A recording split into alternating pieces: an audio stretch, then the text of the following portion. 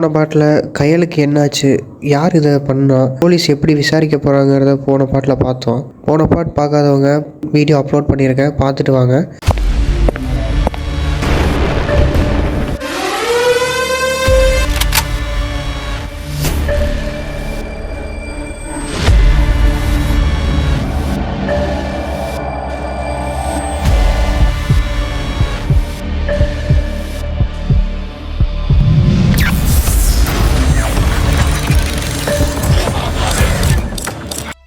Inspector கையல் case ஃபைல படிக்க ஆரம்பிக்கிறாரு.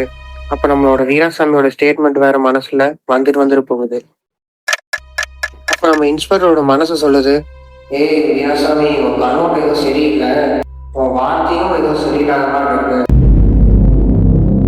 அப்படின்னு சொல்லிட்டு வெளியே அவரு வீராசாமி கிட்ட, சரி நீங்க கிளம்பலாம், நான் எப்ப விசாரணை கூப்பிட்டா நீங்க வரணும், நீங்க இப்ப கிளம்பிக்கிங்க அப்படின்னு சொல்றாரு. அப்படி சொன்ன உடனே இன்ஸ்பெக்டர் கான்ஸ்டபிளை பார்த்து கண்ணடிக்கிறார்.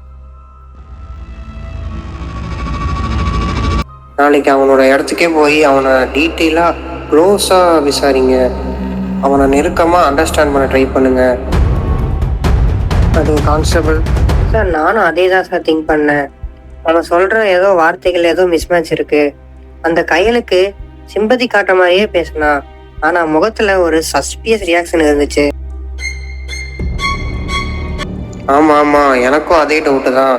நீங்க அவனோட டீட்டெயிலாம் கலெக்ட் பண்ணுங்க, அவன் கடையை பத்தி விசாரிங்க, பழசா என்ன பிஸ்னஸ் பண்ணா எல்லாத்தையும் நீங்க எடுத்து எனக்கு ஒரு ஃபைலா பண்ணி வைங்க. அவன் மனசுல ஒரு சத்தம், இவன் சுத்தமானவன் இல்லை, முகத்துல இருந்த பாவம் போல நடிப்பு, ஆனா உள்ள ஏதோ கரை இருக்குது. அடுத்த நாள் காலையில இன்ஸ்பெக்டர் நம்மளோட போலீஸ் ஸ்டேஷனுக்கு வராரு. அவரோட டேபிள் மேல நிறைய ஃபைல் இருக்கு. சார் இதுதான் சார் அவனோட பழைய ரெக்கார்டு. சார் வீராசாமியின் பெயர் இதுக்கு முன்னாடி 2 முறை கேஸ் ரெஜிஸ்டர் ஆயிருக்கு.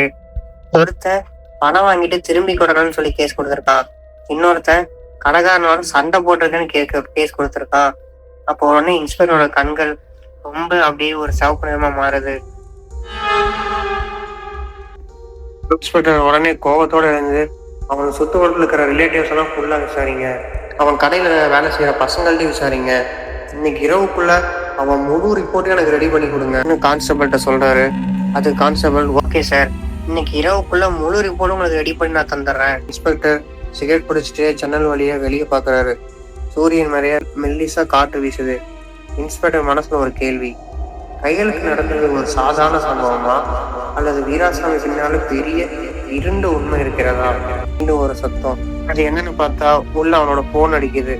அது எஸ்ஐ செல்வம். சார், எது நடக்கூடாதுன்னு நினைச்சோமோ அது இப்ப நடந்துச்சு சார்.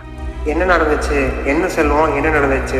சார், கையல் சம்பந்தப்பட்ட செய்தி மீடியாவுக்கு போயிடுச்சு சார். நான் உங்களுக்கு ஒரு வீடியோ அனுப்புறேன்.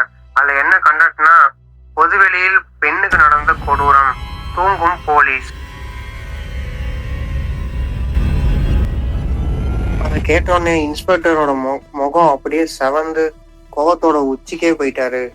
அப்போ உடனே, செல்வம் நடந்துக்க கூடாது, ஹையர் ஆஃபீஸர் கால் வச்சுருவோம், அதுக்கு மேலே நம்ம பேசணும், மூச்சு வச்சே ஆகணும், இல்லைன்னா நம்மளை கேள்வி கேட்க ஆரம்பிச்சுருவாங்க. அதுக்கு நம்ம எஸ்ஐ செல்வம் சொல்றாரு, சார் இன்னும் கொஞ்ச நேரத்துல பாருங்க, நம்மளோட மேலதிகாரி உங்களை அழைப்பாங்க. உடனே இன்ஸ்பெக்டர் ரொம்ப சைலண்ட் ஆயிட்டாரு. அவனோட டேபிள்ல இருந்த கையிலோட புகைப்படத்தை பாக்குறாரு. மனசுக்குள்ள மறுபடியும் பேசுது, இப்போ உண்மையா வேகமா கண்டுபிடிக்கணும் என்று அவர் மனசுக்குள்ள சொல்லிக்கிட்டே இருக்கு. சரி செல்வம், இன்ஃபர்மேஷனுக்கு நன்றி, மற்றதை நான் பார்த்துக்கிறேன் அப்படின்னு சொல்லிட்டு நம்மளோட இன்ஸ்பெக்டர் போனை வச்சுட்டாரு. ஸோ இதுக்கு மேலே நம்ம கையிலுக்கு என்ன நடக்க போகுது? இந்த கேஸ் தொடருமா, இல்லை மீடியாவுக்காக போலீஸ் மூடிடுவாங்களா? இதை அடுத்த பார்ட் வீடியோவில் முழுசாக பார்க்கலாம். நம்ம ஸ்டோரி பிடிச்சிருந்தா லைக் பண்ணுங்கள், அப்புறம் சப்ஸ்கிரைப் பண்ணிவிட்டு இனி வர நம்மளோட ஸ்டோரியை கன்டினியூ பண்ணுங்கள்.